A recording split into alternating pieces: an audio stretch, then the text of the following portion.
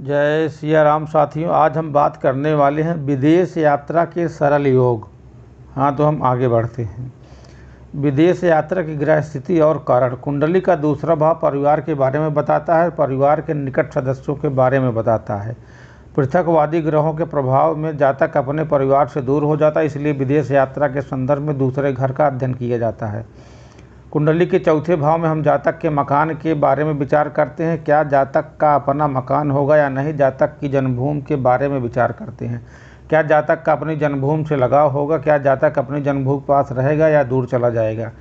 या जातक दूर चला जाएगा तो क्या वापस अपनी जन्मभूमि पर लौट के आएगा। इसलिए विदेश यात्रा के संदर्भ में दूसरे घर का अध्ययन किया जाता है। कुंडली के तीसरे घर के अध्ययन से हमें अन्य बातों के अतिरिक्त इस बात की जानकारी मिलती है जातक के भाग्य में यात्राएं कितनी लिखी हैं। तीसरा भाव जातक के द्वारा की जाने वाली छोटी यात्राओं को व्यक्त करता है। कुंडली का पांचवा भाव पढ़ाई का है, अध्ययन प्रतिनिधित्व करता है। इस भाव का इसलिए विचार करते हैं क्या जातक विदेश में अध्ययन के लिए जाएगा। कुंडली का नवम भाव जातक के द्वारा किए जाने वाले विदेश यात्राओं को प्रतिनिधित्व करता है। यह भाव जातक द्वारा की जाने वाली लंबी यात्राओं के बारे में जानकारी प्रदान करता है। इस भाव के अध्ययन से यह भी पता चलता है कि जातक के द्वारा की जाने वाली यात्राएं शुभदायक और फलदायक होंगी या नहीं। कुंडली के आठवें घर को इसलिए देखते हैं क्योंकि आठवां घर दूसरे घर के बिल्कुल सामने, यानी कि घर से दूर, परिवार से दूर। आठवां घर संपत्ति से जुड़ा है, अचानक प्राप्त होने वाले लाभ हानि का इससे विचार किया जाता है। यह भाव आयात निर्यात के बारे में भी बताता है। विदेश यात्रा के संदर्भ में कुंडली के 10वें घर को इसलिए देखा जाता है क्योंकि यह भाव आजीविका का प्रतिनिधित्व करता है। इससे हमें यह जानकारी प्राप्त होती है कि जातक की आजीविका का माध्यम क्या होगा। कुंडली के 11वें भाव में अध्ययन से पता चलता है कि जातक की आय का स्रोत क्या होगा, जातक किस प्रकार संपत्ति अर्जित करेगा। इस भाव के अध्ययन से आवश्यक नहीं बल्कि व्यवसाय के बारे में मालूम होगा, बल्कि यह भाव आपको विदेश से प्राप्त होने वाले आय के स्रोत के बारे में बताता है। जातक की जन्म कुंडली का 12वां भाव दूर दूर यात्राओं के रूप में, विदेश यात्राओं के रूप में जातक के अपने मूल निवास स्थान से अलगाव को दर्शाता है। इस भाव में यदि ग्रह की स्थिति हो तो उन ग्रहों से संबंधित रिश्तेदारों से अलगाव हो जाता है। यह भाव यदि पीड़ित हो जाए तो जेल यात्रा के बारे में भी बताता है। आइए संक्षिप्त में विदेश जाने के लिए योगों के बारे में आपको बताते हैं। पढ़ाई के लिए विदेश यात्रा। पांचवा घर एजुकेशनल अर्थात अध्ययन का घर है। बुध, राहु, सूर्य और द्वादश, इन चारों में से दो या दो से अधिक ग्रह जब कुंडली के 5वें घर के स्वामी के साथ कुंडली में बैठे हों तो 6वें, 8वें, 9वें, 12वें भाव के विराजमान होते हैं, तब जातक पढ़ाने के लिए विदेश जाता है।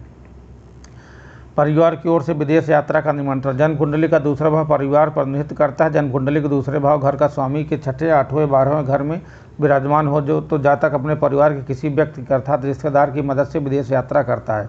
उदाहरण के लिए जातक द्वारा अपने माता पिता को विदेश बुला लेना इस श्रेणी में आता है। कुंडली का 11वां भाव आय का है, इनकम का भाव है।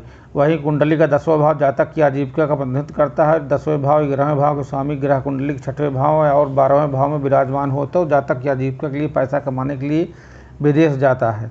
विदेश में जाकर फंस जाने का योग। कुंडली के 12वें भाव में कारावास का भी विचार किया जाता है। यदि कुंडली के 12वें भाव में एक से अधिक ग्रह मौजूद हो तो विदेश में जाता अवश्य है, परंतु वहाँ पर समय अधिक नष्ट करता है और कारावास जैसी स्थिति में रहता है। कुंडली के 6ठे भाव से विदेश यात्रा का योग। जब विदेश यात्रा का योग कुंडली के 6ठे घर से बनता है तो या तब व्यक्ति ऐसी जगह, ऐसे विदेश में जाता है जहाँ पर मजबूरी में रहना पड़े। ऐसी स्थिति में उन लोगों की कुंडली में देखी गई है जिनका पासपोर्ट कागज पत्र कंपनी के पास रख लिए जाते हैं और व्यक्ति के वहाँ रहने की तुलना दांतों के बीच जीव के रहने के समान की जा सकती है।